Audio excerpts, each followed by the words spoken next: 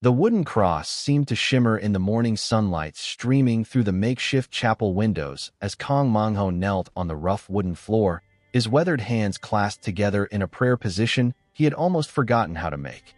Around him, dozens of other North Korean prisoners of war sat in stunned silence, staring at the simple altar that had been constructed from ammunition boxes and covered with a clean white sheet.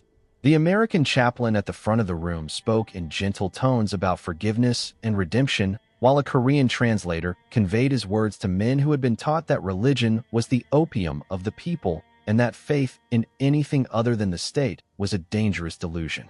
It was November 1951, and Kang had been a prisoner for 7 months. In that time, he had witnessed many things that contradicted his pre-war understanding of American brutality: decent food, medical care, educational opportunities, even recreational activities. But this moment felt different, more revolutionary somehow.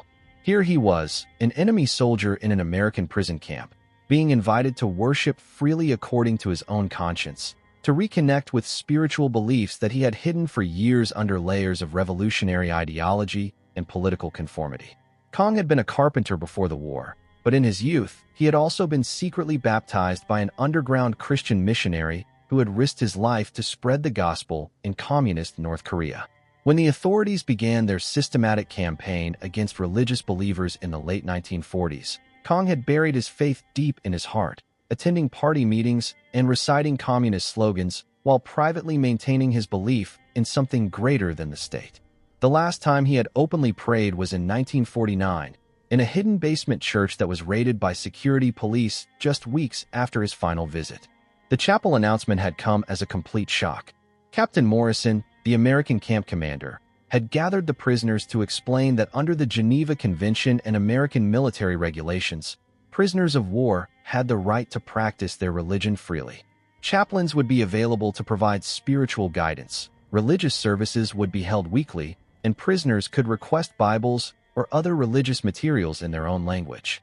The very concept seemed impossible, enemy soldiers being encouraged to worship according to their own beliefs while in captivity. This is the story of that chapel service and hundreds like it. Moments of spiritual freedom that would challenge everything these prisoners thought they knew about their captors, their own government, and the relationship between faith and political power in modern society. The Korean War had erupted in June 1950, with both sides claiming divine sanction for their cause. North Korean propaganda portrayed the conflict as a righteous struggle against American imperialism and religious superstition, while many American soldiers carried into battle a faith-based conviction that they were defending Christian civilization against godless communism. For prisoners like Kang, caught between these competing narratives, the reality of American religious freedom would prove far more complex and compelling than either side's wartime rhetoric. Kang's capture near Seoul in April 1951 had been terrifying precisely because of what North Korean authorities had told him about American attitudes toward communist prisoners. He expected to be tortured for his political beliefs, forced to renounce his loyalty to the Democratic People's Republic of Korea, and possibly subjected to forced religious conversion as part of American psychological warfare. The idea that Americans might actually respect his right to believe or not believe as he chose was so foreign to his experience that he couldn't initially comprehend what the chaplain was offering. The makeshift chapel had been constructed in a converted storage building, with wooden benches arranged in rows facing a simple altar. American military personnel had donated materials and labor to create a space that could accommodate multiple religious traditions. Christian crosses could be replaced with Buddhist symbols or Islamic prayer rugs, depending on the spiritual needs of different prisoner groups. The flexibility and inclusivity of the arrangement contradicted everything Kang had been taught about religious intolerance in capitalist societies. Chaplain Roberts, a Methodist minister from Georgia who had volunteered for military service, approached his work with prisoner populations as a calling that transcended political boundaries. Through Korean translators, he explained that spiritual care was considered essential to human dignity under American military doctrine, that faith could provide comfort and meaning during difficult circumstances, and that no prisoner would be pressured to adopt beliefs against their conscience or previous convictions. The concept of voluntary religious participation was revolutionary for men raised in a society where spiritual beliefs were tightly controlled by state authorities. In North Korea, organized religion had been systematically suppressed since the late 1940s, with churches closed, religious leaders imprisoned or executed, and believers forced to practice their faith in secret or abandon it entirely. The few sanctioned religious activities that remained were heavily monitored and used primarily for propaganda purposes to demonstrate North Korean tolerance to international observers. Kang's first chapel service was an overwhelming emotional experience that reconnected him with spiritual longings he had suppressed for years. As the congregation sang familiar hymns translated into Korean, memories flooded back of secret worship services in his youth, of prayers whispered in darkness, of a faith that had sustained him through years of public atheism and revolutionary rhetoric. The simple act of singing Amazing Grace in his native language brought tears to his eyes and reminded him of aspects of his identity that transcended political allegiance or national loyalty. Other prisoners reacted with varying degrees of curiosity, suspicion, and interest. Some, like Private Yu Sung-min, had never been exposed to organized religion and attended chapel services primarily out of boredom and curiosity about this strange American custom.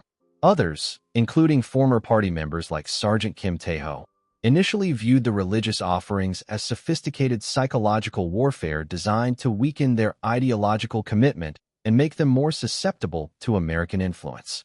But Chaplain Roberts' approach gradually won over even skeptical prisoners through his emphasis on personal choice, intellectual honesty, and genuine care for their spiritual welfare regardless of their political beliefs. He made clear that attending chapel services was entirely voluntary, that prisoners could ask difficult questions about faith and doubt without judgment, and that spiritual guidance was available to anyone seeking it, including those who remained committed to communist ideology. The discussions that followed chapel services often extended late into the evening, with prisoners gathering in small groups to debate fundamental questions about the relationship between faith and politics, individual conscience and collective loyalty, spiritual truth and material reality. These conversations were unlike anything most prisoners had experienced in North Korea, where such topics were either forbidden entirely or approached only through approved ideological frameworks that left little room for personal exploration or intellectual curiosity. Kang found himself emerging as an informal leader among Christian prisoners, sharing knowledge gained from his pre-war religious experience while learning from American chaplains about theological concepts and biblical interpretations that had been unavailable in underground North Korean Christianity. The intellectual stimulation of studying scripture, discussing doctrine, and exploring spiritual questions freely was as nourishing as the emotional comfort of worship and prayer. The American approach to religious diversity in the prison camps was itself educational for prisoners accustomed to societies where uniformity of belief was expected and enforced. Catholic and Protestant chaplains worked alongside Jewish rabbis and even Buddhist monks who had been recruited to serve prisoners with different spiritual backgrounds. The sight of religious leaders from different traditions cooperating respectfully while maintaining their distinct beliefs was a practical demonstration of pluralism that contradicted North Korean propaganda about religious conflict in capitalist societies. Private Park Won-ho, who had been raised in a Buddhist family before converting to state atheism, was particularly moved by the opportunity to reconnect with meditation practices and philosophical traditions that had been part of his cultural heritage. In North Korea, they told us that religion was backward superstition that prevented people from focusing on revolutionary struggle, he later reflected. But here I discovered that spiritual practice could actually help me think more clearly about difficult questions and find inner strength during hardship. The prison camp religious program also revealed the sophisticated organizational structure that supported American military operations. Chaplains received regular supplies of religious materials in multiple languages, including Korean language Bibles, hymn books, and devotional literature that had been specially printed and shipped to Korea for prisoner use. The logistics required to provide spiritual care to enemy prisoners demonstrated the same attention to human welfare that characterized other aspects of American prison camp administration. Kang was particularly amazed by the quality and quantity of Korean language religious materials that became available. He had never seen a complete Korean Bible during his underground Christian years in North Korea, where believers typically shared hand-copied portions of scripture that circulated secretly among trusted church members. The American military had somehow obtained professionally printed Korean Bibles and made them freely available to any prisoner who requested them, without requiring any profession of faith or commitment to Christian beliefs. The Bible study sessions that developed organically around these materials became some of the most intellectually stimulating activities in the prison camp. Prisoners with various levels of education and diverse backgrounds gathered to read scripture together, discuss its meaning and relevance to their current circumstances, and explore theological questions that many had never been free to consider openly. American chaplains participated as teachers and discussion facilitators rather than proselytizers, encouraging critical thinking and honest exploration rather than demanding doctrinal conformity. These discussions inevitably led to comparisons between religious and political systems of belief, authority, and social organization. Prisoners began to understand that Christianity, as practiced in American society, emphasized individual conscience and personal relationship with God in ways that contrasted sharply with the collective conformity demanded by North Korean political ideology. The concept that spiritual truth could be discovered through personal study and prayer rather than imposed by governmental authority was profoundly liberating for men who had spent years accepting official interpretations of reality without question. Sergeant Lee Dong-sik, a former political instructor who had been responsible for maintaining ideological purity among his troops, found his worldview fundamentally challenged by exposure to American religious freedom. "I had been taught that religion was incompatible with modern scientific thinking," he later wrote. But these American chaplains encouraged questions and doubt as part of spiritual growth. They seemed to believe that faith was stronger when it was chosen freely rather than imposed by force. The contrast with North Korean approaches to belief and conscience was stark and troubling for prisoners who began to recognize the intellectual and spiritual constraints they had accepted in their homeland. Religious practice in the prison camps wasn't just about worship and prayer. It was about the freedom to explore fundamental questions about existence, morality, and purpose that had been declared off-limits by communist authorities. As winter deepened in late 1951, the chapel services took on additional significance as sources of warmth, community, and hope during the darkest and coldest months of captivity. The simple rituals of group worship, singing hymns, reciting prayers, listening to sermons about redemption and forgiveness, provided psychological comfort and social bonding that helped prisoners cope with separation from family, uncertainty about the future, and the trauma of warfare and captivity. American guards often attended these services alongside prisoners, creating moments of shared spiritual experience that transcended the normal boundaries between captors and captives. Watching American soldiers pray alongside North Korean prisoners, hearing them sing the same hymns and recite the same prayers, provided powerful evidence that faith could create bonds of human brotherhood that were stronger than political animosity or national identity. Corporal Williams from Ohio, who served as a volunteer organist for chapel services, later described these experiences as among the most meaningful of his military service. "When you're singing Holy, Holy, Holy with men who were trying to kill you just months ago, you realize that we're all just human beings searching for something greater than ourselves," he wrote to his family. "Those Korean prisoners taught me more about faith and forgiveness than I learned in years of Sunday school back home." The religious program also provided unexpected opportunities for cultural exchange and mutual education. Korean prisoners taught American chaplains about Christian traditions that had developed in East Asia, sharing theological insights and spiritual practices that enriched the Americans' understanding of global Christianity. American religious leaders, in turn, introduced Korean believers to denominational traditions, biblical scholarship, and theological concepts that had been unavailable in their homelands' underground churches. By spring 1952, the prison camp chapel had become one of the most popular and well-attended facilities in the compound. Services regularly drew over 100 participants, including believers from multiple religious traditions, as well as curious non-believers who came for the intellectual stimulation and community fellowship. The success of the program demonstrated something profound about human spiritual needs that transcended political systems and national boundaries.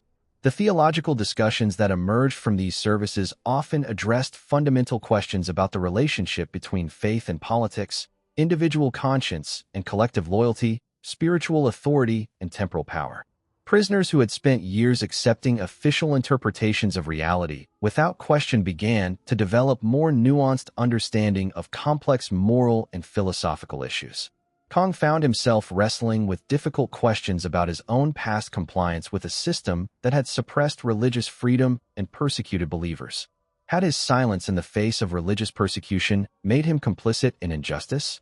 Could faith and political commitment coexist? Or did loyalty to God require opposition to ungodly governments? These were questions that no North Korean educational institution had prepared him to consider, yet they seemed essential to understanding his own identity and moral responsibilities. The American chaplains encouraged such questioning as evidence of spiritual maturity rather than dangerous disloyalty. They explained that wrestling with difficult moral questions was itself a form of worship, that God could handle honest doubt and criticism, and that faith was stronger when it was tested and examined rather than accepted blindly. This approach to spiritual authority was radically different from both North Korean political orthodoxy and the rigid religious hierarchies that prisoners had expected to find in American society. As 1952 progressed and armistice negotiations began to take shape, the prison camp religious program took on new urgency and poignancy. Prisoners faced the possibility of repatriation to a homeland where their newfound spiritual freedom would not be tolerated, where the religious materials they had treasured would be confiscated, and where their participation in American-sponsored worship services might be viewed as evidence of political betrayal or ideological corruption.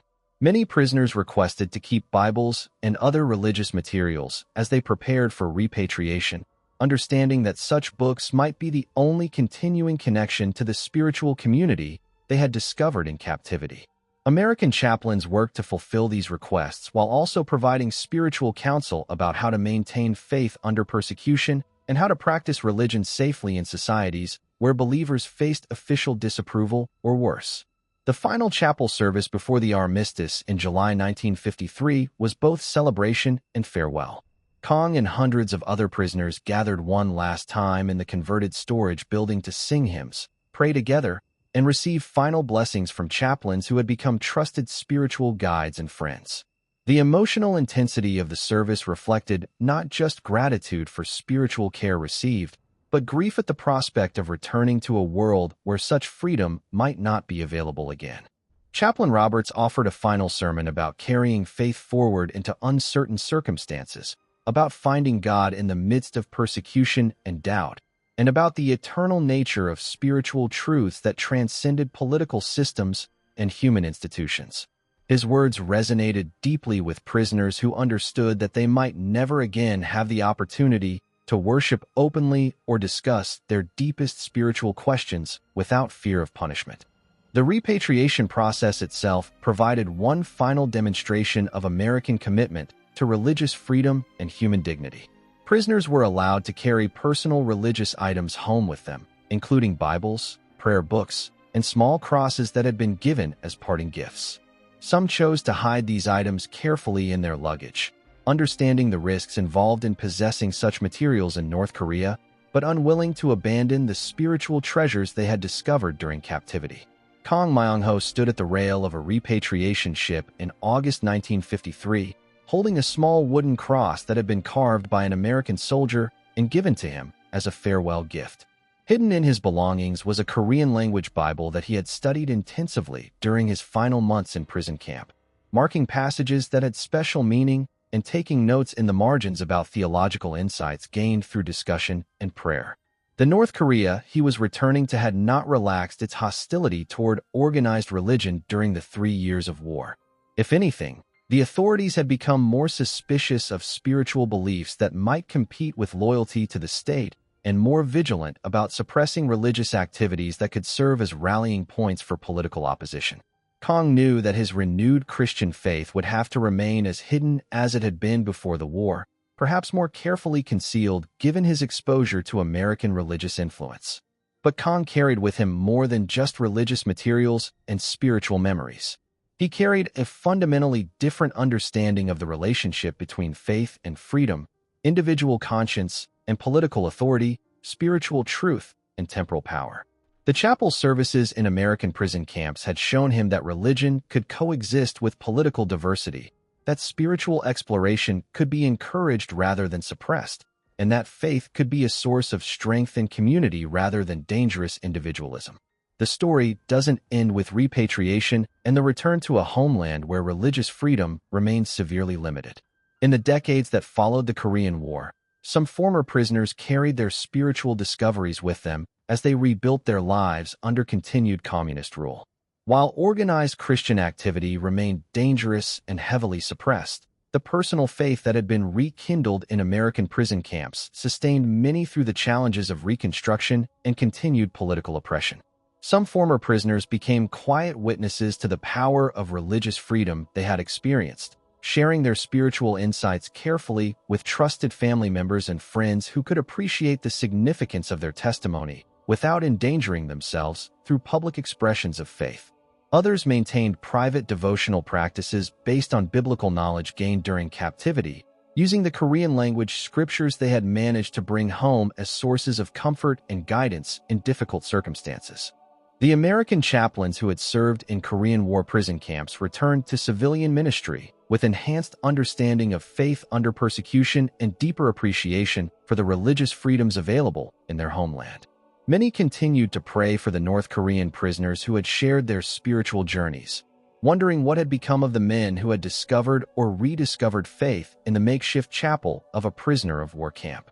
The prison camp religious program had demonstrated something profound about the relationship between spiritual freedom and human dignity. It had shown that societies confident in their own values could afford to allow even their enemies to worship according to conscience, and that such freedom often proved more effective than coercion in demonstrating the superiority of open societies over closed ones. But perhaps most importantly, the chapel services had revealed the universal human hunger for spiritual meaning that transcends political systems, national boundaries, and ideological differences. The prisoners who had knelt in prayer in American prison camps, who had sung hymns in Korean while American soldiers sang alongside them in English, who had studied scripture with enemies who had become spiritual brothers, had experienced something that no political authority could ultimately control or destroy.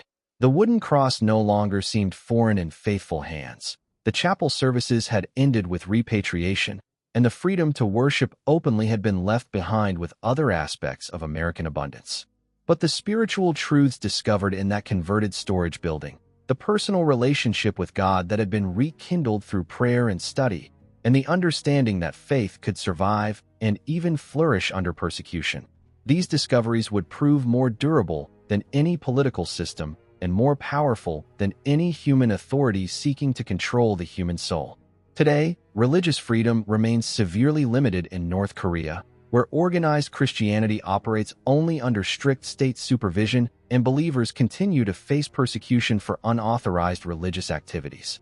But the seeds planted during those Korean War prison camp chapel services demonstrated that spiritual truth could take root even in the most unlikely circumstances, that faith could bridge the deepest political divides, and that the human soul's hunger for God could not be permanently satisfied by any earthly authority, no matter how powerful or determined. The chapel had been dismantled after the armistice, the makeshift altar packed away, and the prisoners returned to a homeland where such spiritual freedom would not be tolerated. But the connections made in prayer, the insights gained through study, and the hope discovered in worship would continue to influence lives and communities long after the last hymn had been sung and the final blessing pronounced. That perhaps is the ultimate lesson of the Korean War prison camp religious program, that sometimes the most profound victories are won not through force of arms or political pressure, but through the simple recognition that every human being possesses spiritual dignity that transcends nationality, ideology, and even enmity itself. The freedom to seek God according to conscience, to explore ultimate questions without fear, and to find meaning and community through shared worship had proven more revolutionary than any political movement and more liberating than any military campaign ever devised by human hands seeking to control rather than liberate the human spirit.